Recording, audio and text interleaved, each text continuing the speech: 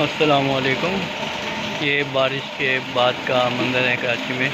कराची में काफ़ी तेज़ बारिश हुई 1-1.5 घंटे से। अभी ये देखें गलियों में पानी, और अभी भी इधर बारिश हो रही है।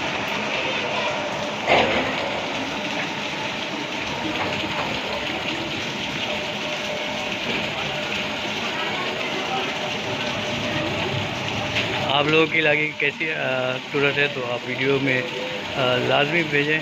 और मेरा व्हाट्सअप नंबर नोट कर लें, 03433072 393।